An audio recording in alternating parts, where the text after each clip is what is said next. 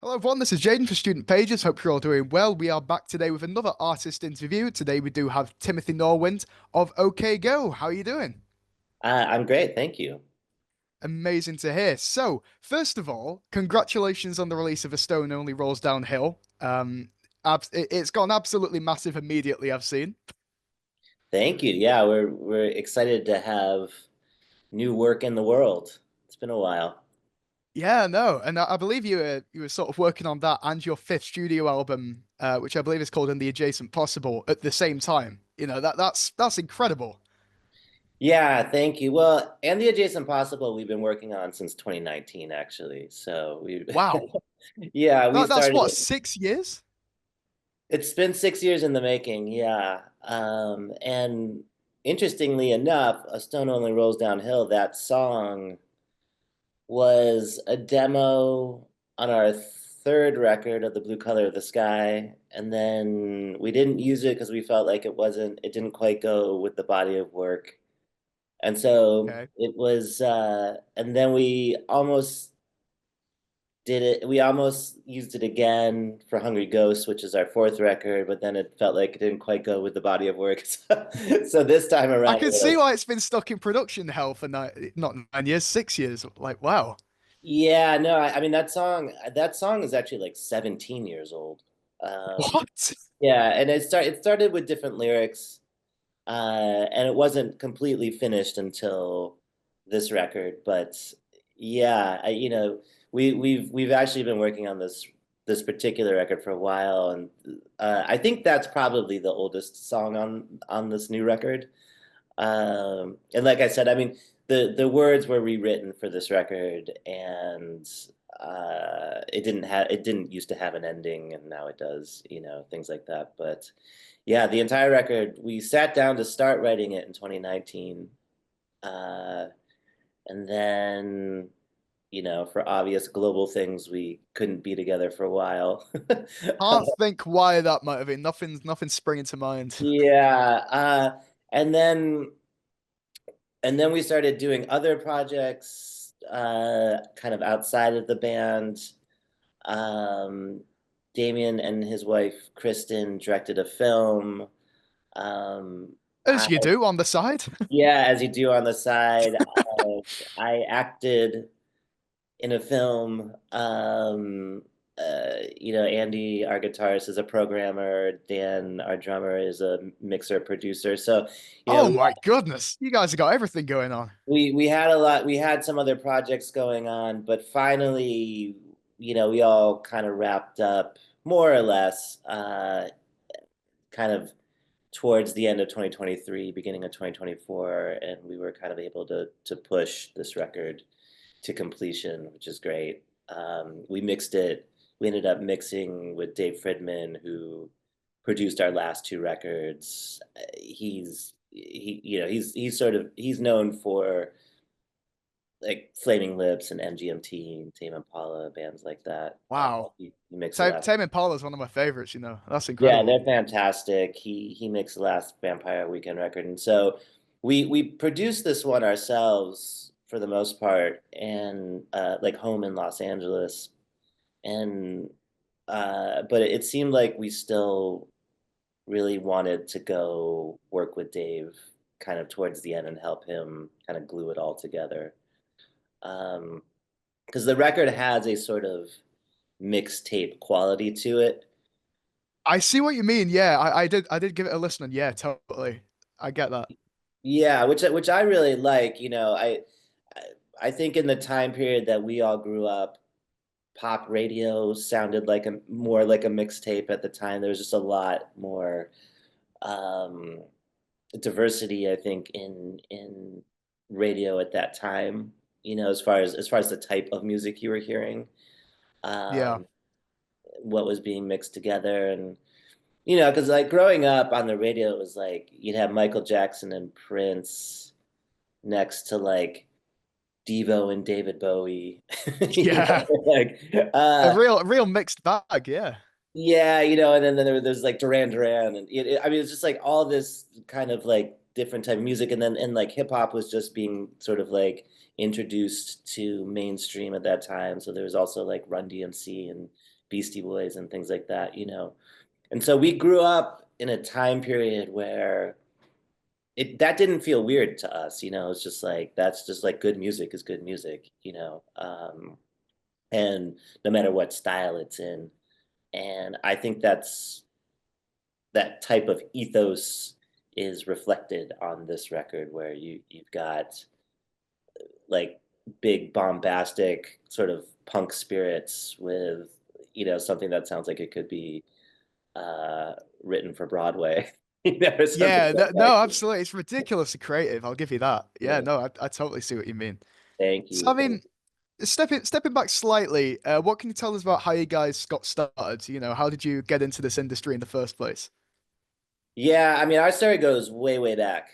Damien, who's the singer in the band, and we met at summer camp when we were 11 years old. I don't know if summer camp is as much of a thing in the UK. We do have them, yeah. I think we more so have like summer schools and stuff, but no, we absolutely have camps and stuff like that. Yeah. Yeah. Okay. So we went to like a arts camp in northern Okay. Michigan. Um, I am from Michigan. Damien is from Washington, D.C. And we went to a camp with kids from like all over the world, really. It was like an international camp, and people would come, and for 2 months we would stay there. And I was there for theater. Damien was there for visual arts. Neither one of us was there for music, but there were a lot of phenomenal musicians who went there at the time, and he and I really bonded over music and our favorite bands and things like that. And so, um, like at 11 years old, we kind of decided like it'd be pretty cool to like be in a band when we grow up, right? Like um, It's we always how these things happen. You never actually start out with the intention, it just happens. Yeah, yeah. It was like, it was sort of a pipe dream of ours. And maybe because music wasn't our concentration at the time, it was definitely this more magical, out of reach thing to aspire to, you know. And so we just kind of kept that dream alive all through high school and into university. And the plan was like we will graduate and then meet in a city in the States somewhere. I had gone to school in Chicago, and all throughout my university days played in a band with Dan Kanaka, who was our drummer. I met him when I was 18. Um, Wow. and then another friend named Andy Duncan, who was the original guitarist in OK Go. He also went to school in Chicago and was also a friend from camp. So, You guys so have known each other forever. Wow. we basically have known each other forever. Dan, Andy Duncan, and I played all throughout university. We were in very good touch with Damien, who produced or helped co-produce our first record uh, when we were in college. But yeah, the plan was always to like basically get as good as we could get in college while we weren't together, songwriting and playing live and stuff like that. But then to come together, and Chicago seemed like the obvious place to start because we had already been playing 4 years worth of shows. We knew all the promoters in town, and it was an affordable city to live in at the time. And yeah, I had never lived in New York or Los Angeles, so it seemed like the other two kind of obvious places to try. But Yeah, I was gonna say it seems like the stars kind of aligned for you guys. yeah, so we started in Chicago, and just like the basic strategy was like let's kind of take over Chicago first, and then start to try to spread it out to New York and Los Angeles the best we can. And um that kind of worked. I was gonna say, yeah, it evidently did. I mean, it did, like it sort of got us in front of people we wanted to get in front of. It took a couple of years, but like eventually we were signed to Capitol here in the States, which is Parlophone in the UK. Um, Oh yeah. yeah, and we put two records out on Capitol. We got to our third record and decided to leave and start our own label called Paracadute. And that was just sort of made to distribute whatever crazy creative ideas we had, basically, not just records, but just anything we wanted to do. Yeah. We had we had a place to kind of house it. Um, and I think if it weren't for 10 years on a major label and having that kind of investment, I don't think we would have been able to jump ship in the way that we did. But we were able to kind of build up a cachet, build up an audience essentially that allowed us to be able to kind of make the leap. It was sort of a scary leap into independence, you know. But once again, it paid off. I think so. Yeah, I think it was the right decision, and honestly, um, you know, like our time with Capital was good, Yeah. and they did invest in us in a way that I don't see happening much anymore in young bands. It's a thing that labels used to do that they don't do so much anymore. It's funny. We had an interview just before this, and we were saying how things have changed so drastically, and that artists used to go out and get 8 albums assigned to them straight away, and now it's like even reaching a label is a ridiculously huge task. Yeah, and I mean I don't really know because we haven't tried to be on another label in over 10 years. So I I get the sense from talking to other friends who are looking or are on, on other labels that like it's just a different type of investment now, Yeah. and you don't get a ton of time for development anymore. Yeah, no, I'd echo that too. That's true. Yeah, again, it's like I think the industry's changed. It's gotten, I think as well because it's grown. It's probably harder to find new talent in such a. It's crowded. You know what I mean? It's like it's going to be harder to find people. Yeah, it's crowded, and the way people are found is just really different from say when our band started.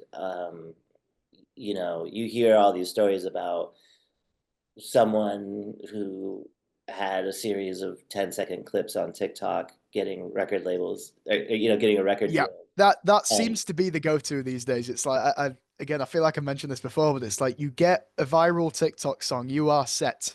yeah, and honestly, no shade to it at all. Like No, absolutely, it's the new meta. I'm happy that anyone's able to make it work in music, because I think it's become progressively more difficult in a lot of ways. Uh, yeah. But yeah, so we ended up on our third record, we became completely independent and started our own label. At this point, we had moved from Chicago to Los Angeles, Right. and um,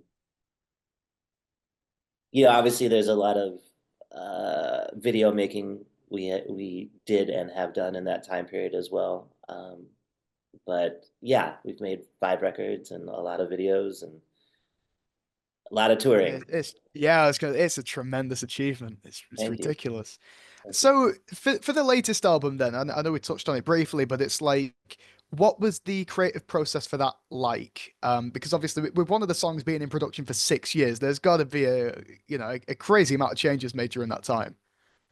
Yeah, yeah, and really it's 17 years, but yeah, Yeah, I was gonna say it's like yeah. however many stages there were.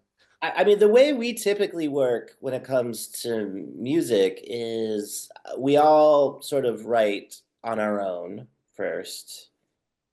We take the songs that we feel most confident about on our own to each other and usually do some kind of big listening session.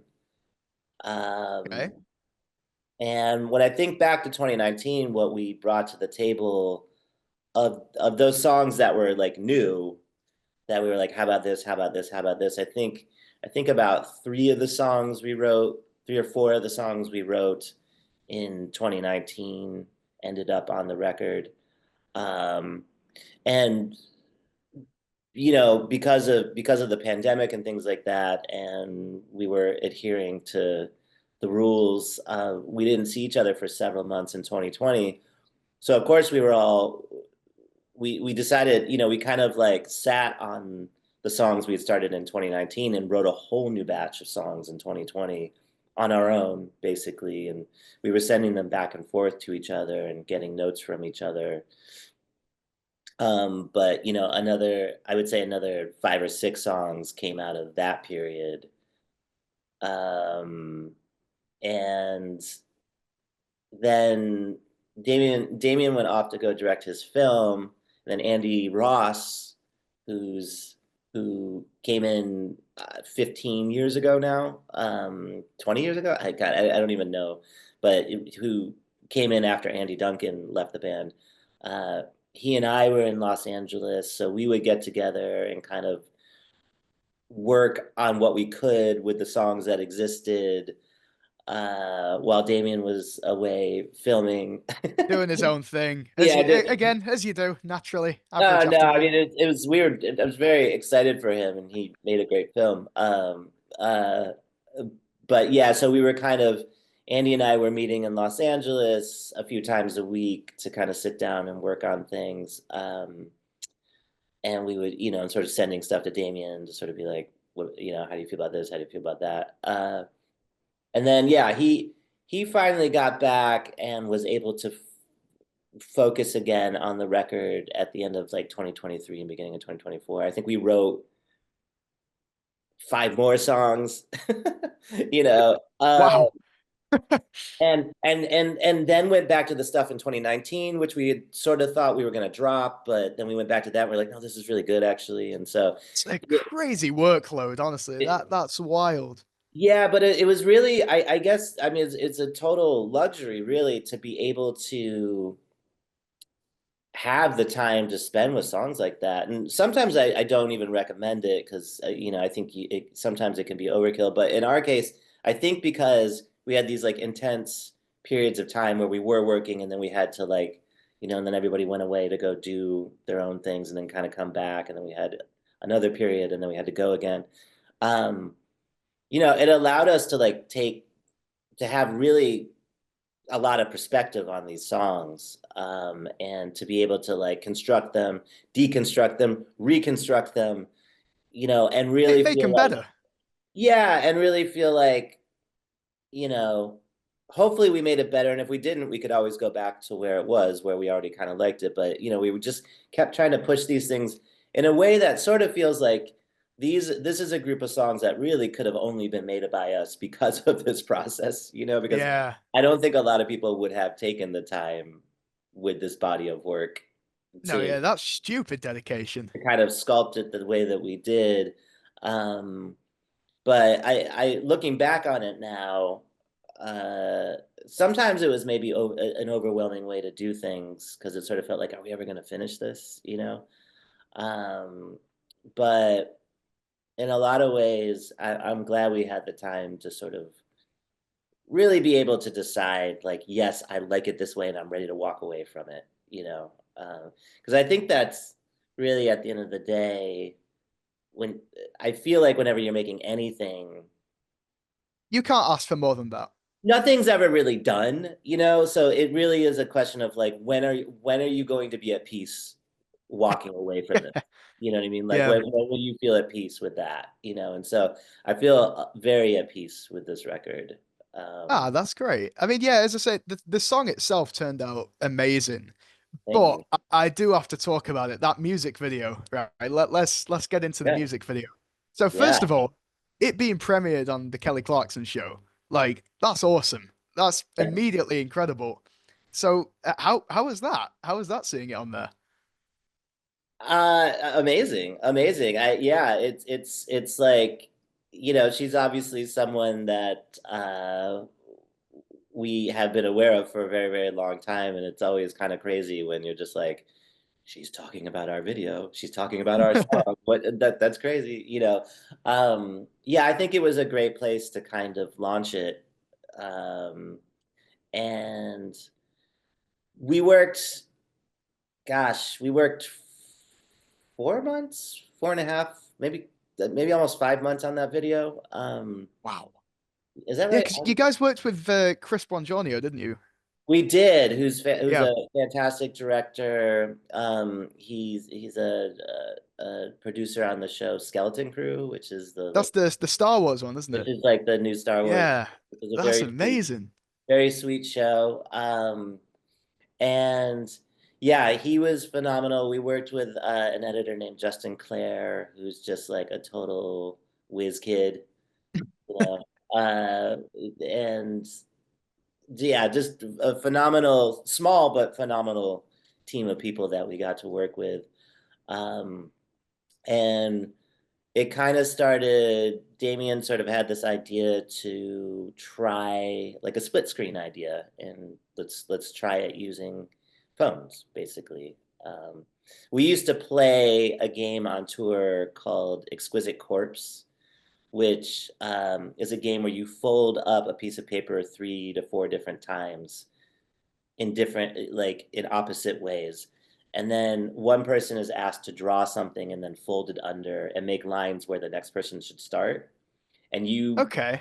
and you don't see what they've drawn. So then you just draw whatever you want to draw and then fold it under, make a line where the next person's supposed to start. And so and then you unfold it and you've got this freaky drawing, that's essentially kind of split screen in a way. Yeah, Uh, it's funny. I didn't know the name, but I've absolutely played that before. Yeah. Yeah. And so that was kind of, we used to play that all the time on tour. We'd sit in like diners, on tour and just like out of sheer boredom play that game.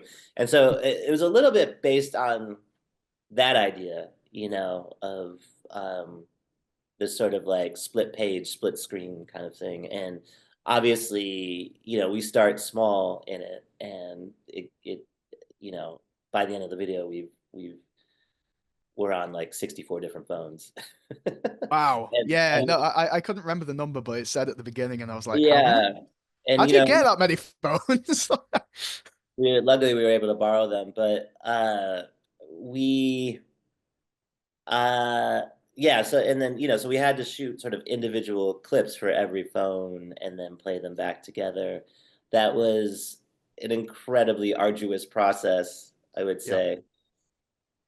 Excuse me. And yeah, yeah. It was a difficult thing. You had to have a lot of patience in order to work on it, I would say, because even in the beginning, there's just 4 phones, and it's just Damien walking from one to the other to the next. But like in order to test that, you have to shoot that thing 4 different times, and then to sort of like pre-visualize what it's going to look like. We had to give it to Justin, our editor, to do a sort of pre-visualization of what that's going to look like. So, being able to test any given idea took hours, basically. Some like you could have a very simple idea of like, what's it going to look like if Damien walks through 4 phones, but to test that takes an hour or two. You do So, actually need to go ahead and do that. Yeah. and you have So to do it, and obviously the video gets more and more complicated as time goes on, and we actually had a different ending for that video that we had to scrap. Um, what was that? that we were going to essentially make a final mosaic out of out of body parts. We were going to make Damien's face out of arms and like bodies and legs. Wow. And we did all sorts of tests, and it was just a fleshy mess and looked disgusting. And Yeah, that sounds like a nightmare conceptually. it looked horrific. I mean, it's cool in a certain way that you can make that happen, but it just made what was supposed to be Damien's face look like a fleshy mess. And We need to get it trending on Twitter. Hashtag release the Damien cut. We need to see what that yeah, looked like. yeah, and we just couldn't stomach the look of it. Basically, it's just like, oh, like it turned into a horror film all of a sudden. And so, but we spent a month and a half of those like 4 months basically trying to do that, just that, basically. And I like, or I shouldn't say just that, but like a lot of time was dedicated to that. And so like in one room that would be happening, Damien and Chris and Justin would be trying to make that happen. Then another room, Andy and I would be like testing what it looks like to pull the phone, make a phone tunnel out of a bunch of different phones when you pull them back. And um Yeah, yeah. So that's kind of what the vibe was like making it. Usually there were two different rooms going, te trying out different tests, and then we bring it all to Justin, who would then try to like, mock up what things would look like, and then we would try to just stitch that all together. So it was a big math equation at the end of the day. Yeah. Well, I mean, immensely creative. Love it. Yeah, that's awesome. So dialing back to sort of just you guys as artists and with your music and stuff. Um, so if I'm correct, it is sort of more generally leaning toward rock, right? I would say so. Yeah, like rock, indie pop, maybe. Yeah. So your music obviously has done immensely well. So why do you think that is, and what do you think sort of makes you guys stand out from the rest of the people in the genre? Hmm, that's a good question. I mean, certainly, especially on this new record, but I think on most of our records, there's just, I'd say we always try to just have a certain type of relatable humanity in what we do, Okay. in lyrically and in the music. I think especially on this new record, this one, since it was made over the course of 6 years and six what I would describe as fairly turbulent years in the world. Um, I think this is a record about humanity and the the sort of position I think lots of us find ourselves in these days, where like you have to acknowledge reality, which is sometimes hard these days. And you have to also try to acknowledge a sense of hope, Yes. at the same. Where would we be today without that? Yes, and a lot of this record to me sounds like people grappling with the two, sort of wrestling between the two, and trying to figure out how you show up for yourselves, how you show up for yourself and for your loved ones in a way that you're not lying to them about what's going on in the world, but you're not so paralyzed by it either, that Yeah. you can't still try to find hope and a sense of joy in the cracks in between things, and so I I I think I think that's certainly, I think, how we have felt on and off throughout making this record, and maybe on and off as human beings in general our entire lives. But yeah, and I think that's like kind of I'd like to think that's sort of a relatable thing, Yeah, absolutely. you I see know. what you mean. Yeah. And so I think that, like, thematically speaking, I think that's been somewhat relatable, and then musically speaking, like it just, I think we've always tried to be as adventurous as possible, um and I think that's fun for some people. I think some people enjoy that, Yeah. uh and again, yeah, I would say on this record, this is probably musically our most adventurous record. We really try a lot of different uh things on this record, um and what I think is nice, what was nice for us, I think, process wise, is that I think this is definitely the least influenced by outside things. Like like we were not listening to what was cool in the last. Got you. You know what I mean? Like we weren't trying to follow trends on this. Like, and we didn't So even. you'd say this album is the most you guys, like this is the most I think you. so. This feels the Yeah. most from us to date, and I think I felt that on the last record. But, like, so I hopefully it's an evolution. But But with each one, it gets more and more. Yeah. yeah, I each see. one I Yeah. think gets closer and closer to just who we are as people, and less influenced by, um, any sort of um, what's the word, like attempt to follow a trend or want to be someone else, like it, yeah, this one, I think we just forgot to do that on this one. Like, I don't even think we, which is a good thing. which is a great thing. And I think like we didn't even really realize that until we were in the mixing stage of it. And we were just like, we really didn't try, like, we didn't have a whole lot of like references. We were, for this one, like this really is just like what we felt like writing.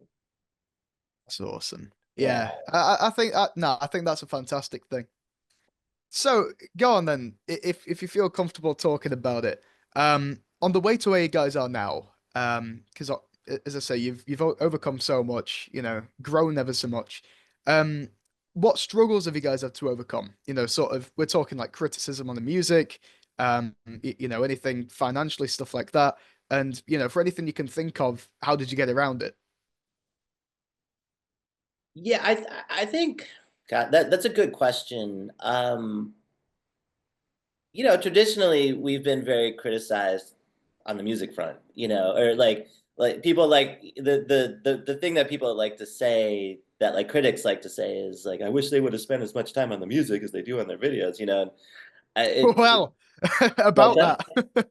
Yeah, and it's I understand that that's how they feel, and that's okay. That's their opinion.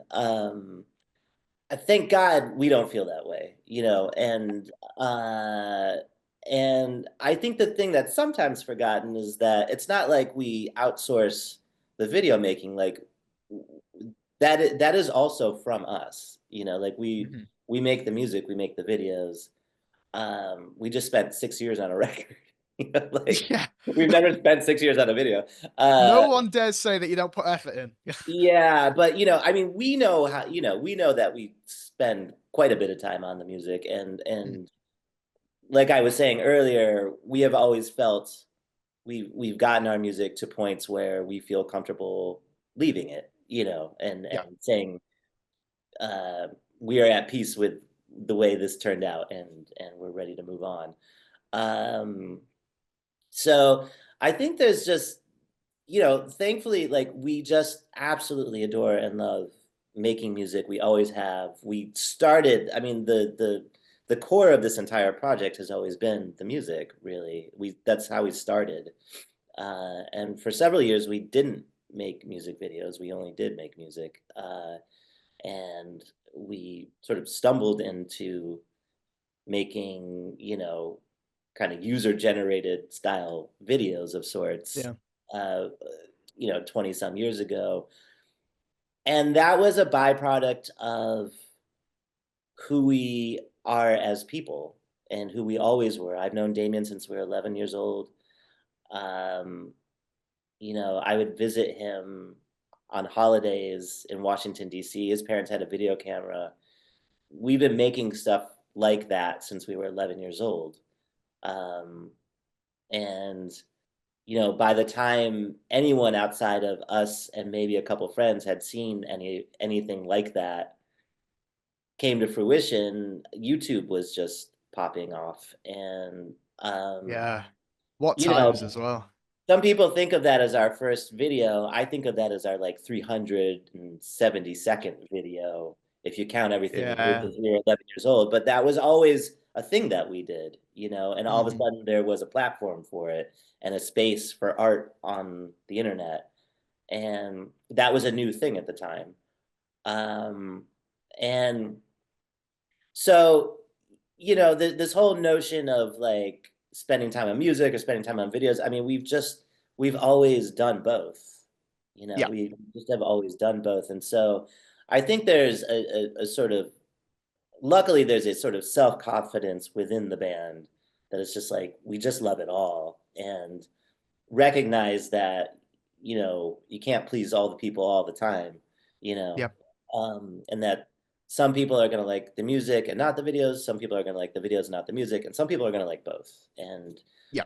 we we say welcome to all in that Yeah, at the end way. of the day, you can't please everyone. So I think so long as you're doing something that you guys are still enjoying, that you still have the passion for, and that evidently people are receptive to, then it's like, why on earth would you know what I mean? Why would you let it get you down? Yeah, and for us, like we have kept ourselves challenged musically, and we have kept ourselves challenged visually, and that I think is the most important thing to us. I mean, if any of this ever started to feel like we're not evolving in some way, shape, or form, I think that would be the time to think about, stopping. You know what I mean? Yeah. But that time has not come. And I would be surprised if it ever really did. Yeah, you're just getting started. I feel in a really weird way, it does feel like we're just getting started, which is fantastic. Yeah. It's amazing I, to be almost 30 years into a music career and feel like, oh, we're just getting our footing now. Yeah. And it's funny because it's like, I don't know whether you'll resonate with this. I'm hoping that you do, but it's like you always work on something and sort of think, right, that's the peak. This is the start of like a new peak. And then you sort of do something else and it's like, nope, never mind. This is the start of the peak. And then you do something else. It's like, nope, this is and you just keep sort of getting better. I think if you're really lucky, that is exactly the trajectory you want. Is yeah. People sometimes we get asked like, what's the peak moment in the career, and when you think, I remember when the peak moment was like we get to open for a band in Chicago for the first time. Like that was the peak moment. Is like we got a show, like someone's letting us Yeah. play on their stage. That's that was the peak moment. Like getting signed felt like a peak moment. Having our first like official record felt like it. And just it you just like you can kind of just keep going and going in that way. Yeah. So yeah, And I again, mean, just because something bigger happens, it doesn't take away from, those previous moments either. It's like at the end of the day, they're still milestones. totally, totally. And so yeah, with any luck, um yeah, the trajectory just keeps going, up. Uh, but really it goes like up and then dips and then it comes back up Yeah. again and then dips. It's seeing what sticks. Yeah, yeah, we've had some quiet years too. You know, Don't we all? yeah, Yeah, so you mentioned YouTube before. I was actually going to touch on social media actually because again, it's something that so many students my age, stuff like that, they're obsessed. It's yeah. like How social how media. I feel like. Hmm? what is your age? So I'm 20, Oh, turning 21 in 3 days actually. okay. Um, but yeah, Oh, it's like, you happy know, early birthday. oh, thank you, Yeah. thank you. No, but sort of people younger than me, people my age, stuff like that. It's like social media is sort of this very prominent force in their life. Mm. So in a career like yours and sort of in an industry like yours, what would you say? How would you say that social media is sort of important? What have you guys done to utilize it, and how has that sort of helped your creative process? Yeah, I mean, we have an interesting perspective in the sense that we started the band at the dawn of the internet, at the dawn of everybody having the internet, I should say, when it started to be a thing that people had in their homes and everything. I mean, we started when the internet was dial up. Yeah, you know. Um, but I remember we were the first of any of our friends' bands, say, to have a website. That was like, wow, these guys are really ahead of the curve, kind of yeah, thing. no, yeah, But yeah, we've had we s- we've always had a relationship in one way, shape, or form to technology, and if not social media, whatever sort of predated social media, you know. yeah. Um, and so yeah, we've gotten to really sort of watch it at every stage and see its importance in the world grow. Um, I think luckily we also had the benefit of growing up in an age where there just wasn't any of that. Mhm. So, thankfully, I don't. thankfully none of us ever became obsessed personally with social media, but we certainly, in a lot of ways owe a certain section of our career to YouTube. I think I was gonna say, what was it? 1.1 million subscribers and 556 million views. That is absolutely ridiculous numbers.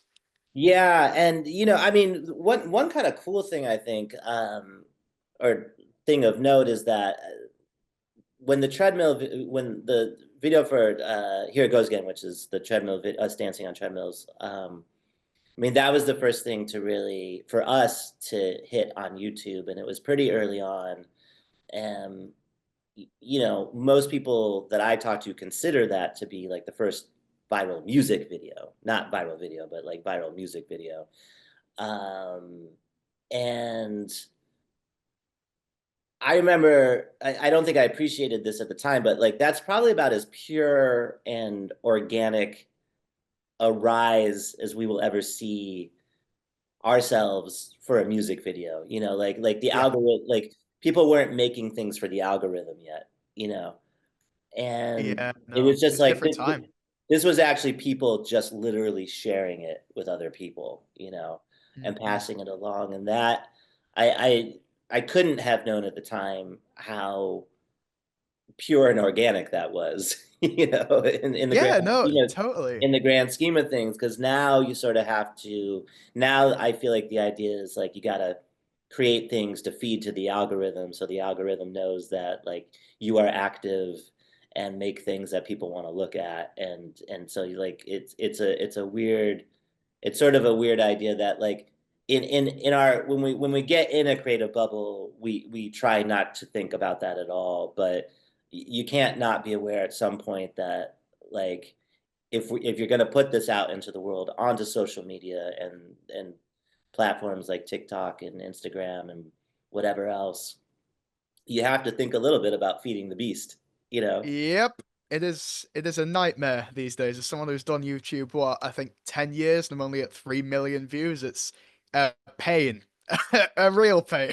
Yeah, it's difficult, and so the world, we've watched that whole world develop and change, and um, I can remember a time when it wasn't quite the case, and so there's a certain amount of acceptance that one I feel like needs to have around these things, and just like we've always done, I think we try to think about these things creatively as best we can. Um, as far as how to go at it. Yeah. You know, um, yeah, I think like for anyone who was born after a certain time and only knows this to be the case and sort of dedicates a life to nonstop content every day, you Yeah. know, I'm I don't know. I don't know what my feel. I honestly, I have no real judgment around it. I'm glad that at least for a large portion of our career, that wasn't the main focus. Or that didn't have to be a primary focus in what we were doing. Um, However, I would say, that's also just, but we were doing other things that you had to do at the time, and that took a lot of effort and a lot of work, and so like I don't necessarily I'm not sure what the advice is, but other than to come up with as creative a solution as you can, because at least the creativity will be fun. Yeah. So it's just to sort of have fun doing it, and then if something lands, it lands. I think so. I think so. I mean, we're relearning all of this now too, because even our last record came out 9, 10 years ago, and then we made videos for it for the next 4 years and toured on it for the next 4 years. And the reason we do that is because the videos take so long to make that, like, they take 4 to 6 months, and then we go tour for 3 to 4 or 5 months, and then we go make another one. And so um, we support one record oftentimes for a long time because we're making videos for it for several years. Um, but uh, yeah, but so the landscape, even from then until now, feels very different. Um, TikTok was not what it was last time we put out a record. There was no such thing as reels on Instagram, like all these sorts of things.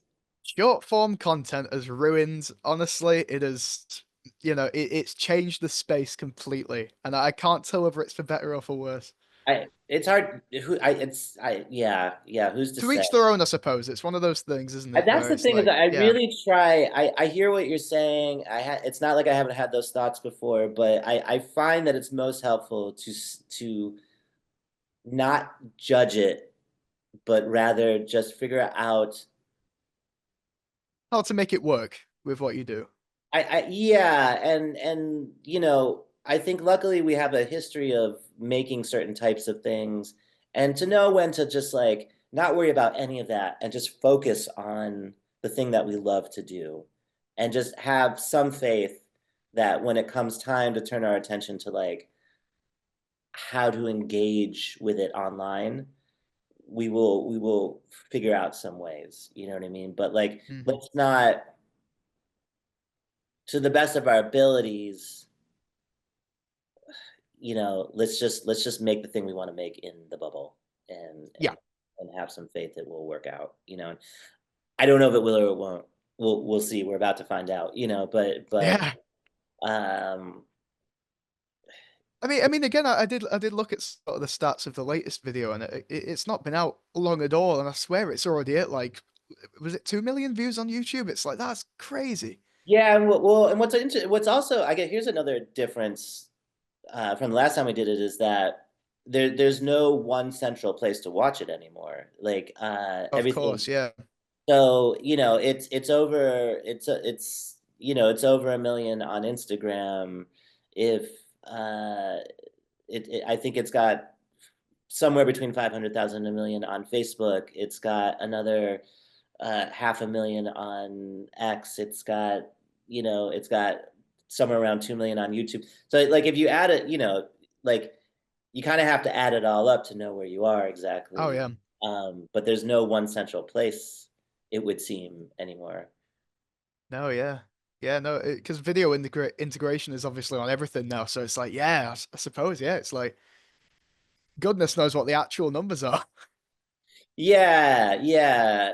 I think at this point it's around 6 or 7 million. It's So nuts. which is great, which is fantastic, and yeah, yeah. But the way people share now is different than it used to Mhm. be. The way what people have the attention span for is different than it used to be. Um, Yeah. yeah. So, yeah, so social media aside then, and going more into just like the general music industry, what advice do you have for students who want to do that? Like, how do you suggest people even get started these days? I think it has to originate from a core love of doing it. Um, Hmm. because it was certainly true when we started many years ago. It was never easy. Like it's not an easy game to play. Um, how to cut, trying to figure out how to cut through the fog in any decade has always been difficult, you know. Yep. Um, and I think for the folks who end up figuring out a way, it's usually because there's a deep, deep love of it in the first place. There's a deep love to create. There's a deep love of the history of it all, and uh, you know, usually, usually the people I know have like, there's some kind of encyclopedic knowledge and love of music in the first place, um, that can drive you through all of the ups and downs of doing it.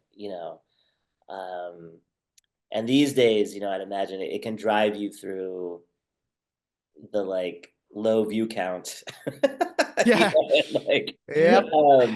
and all of that. Like you have, like if you love it, that's the first. That really is. I mean, it sounds so basic, but like, um, without that. I think you might become miserable doing it. At the end of the day, if you don't love what you do, how can you expect other people to?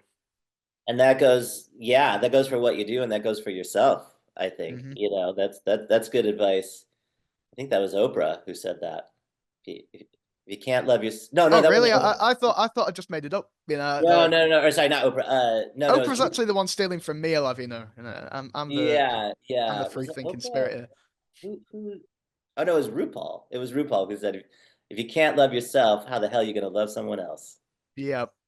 Yeah, There's like a billion quotes attributed to RuPaul that are just life changing, Like yes, I actually don't think there's a sentence that comes out of RuPaul that isn't, but yeah, yeah, yeah. Um, yeah. He he's a sage, a wise sage. Um, uh, but it's kind of true. It's kind of true. Like if you can't love the thing you're doing, why would you expect anyone else to love it? So I think it has to start there, and then I would say, and if you've got that love for it and the passion to create, just keep going, just keep making stuff. You know what I mean? And like, don't get too mired in if something doesn't seem to like connect in the way that you're hoping for it to. Sometimes that's just because you haven't built the trust, or you haven't, you know, like you haven't quite found your voice yet. But it's interesting to me. I remember when we put our first record out, it was pretty universally panned by critics, and uh, and that was kind of a bummer. I was gonna say, what was that like? That must have been a bit of a punch to the gut. That was kind of a bummer. And then we went out and toured it and saw that, like, okay, well, even though there are all these articles about people, not liking it, you'd go and play shows and you'd be like, oh, no, some people do like it, like there's people here and they like it. It's because the critics are all miserable, they don't like anything. I mean, it is their opinion and that's okay. Um, but if we had let that stop us, that would have been tragic, I think. Yeah. Like that would have been a sad story. And so the only other bit of advice I can get is like, yeah, if you do love it and you enjoy making stuff and creating and making music, all that stuff, just keep going. Just keep going. Don't stop. Nah, Because yeah. what's interesting to me is like 20 years later, I now see people writing articles about that first record being like, I wish OK Go would make music like their first record. It's Can't like do anything right. wait a minute, no, wait, no, everyone hated that record, or not everyone, but like it's just like Yeah. all Yeah. any critic ever said about it was that they didn't like it, so And now it's an underrated gem, and apparently. now you like it. Now you like it. Yep. Yeah. So it's interesting what time can also do. Just the passage of time is also a very interesting one. Yeah. So love it and don't stop is what is my advice for people just starting. Amazing advice, I think. Yeah, totally. Lead with your heart, definitely. Yeah. So I'm aware you've obviously got the album coming out. But is there anything else that you guys are working on currently? Have you got anything else cooking for people? Yes, we are working on the second video for the record now. Oh, Um, okay. and we'll be filming that. We start work on that in 2 weeks, and it'll be about a 2.5, 3 week project. Okay. Um, and I think it's going to be really cool. I don't think I can tell you much about it, but that's going to come out the day that our record comes out. Um, and so we're working on that. We're working on getting a new tour together. A bunch of dates have been set between April and July at this point. Wow. Um, Pretty soon. yes, yeah. So we're sort of learning and relearning songs because it's been a while since we've really Yeah. been out and about. So yeah, getting ready for tour. Um, I just wrapped on a film that I think is going to be coming out sometime this summer. What's it called? I don't think I can say yet. Okay. Yeah. I don't think NDAs are NDAs. What can you do? I don't think I'm allowed to say it at the moment, but I think it's in the edit right now, and I know Cool. they're hopefully looking to release it sometime like summer fall of this year. Awesome. Uh, so that's kind of exciting. I grew up doing a lot of acting, and it's been nice to kind of come back around to that. Um, Yeah. That's got to be a dream come true, that one, being in a full-blown film. yeah, yeah, it really was. It really was, and I'm excited about it, and it's a great cast and great script and great director, so I'm excited. Uh, and yeah, that's kind of what's going on at the moment. So no signs of slowing down for you guys at all. No signs of slowing down, and I think hopefully we will be in the UK also soon. I'm not exactly. I know we're looking into it, so Very cool. yeah, yeah. That's super exciting. Right. Well, I think that's pretty much everything we've got for you. So thank you Okay. very much for all the detailed answers. Honestly, I couldn't have wished for more from you. It's been amazing. Oh, thank you. Yeah, it was nice to talk to you, and good luck. Good luck with everything. Yes. Well, thank you very much. And the same to you. Right. Okay, Thank thank you. you. All right, take care.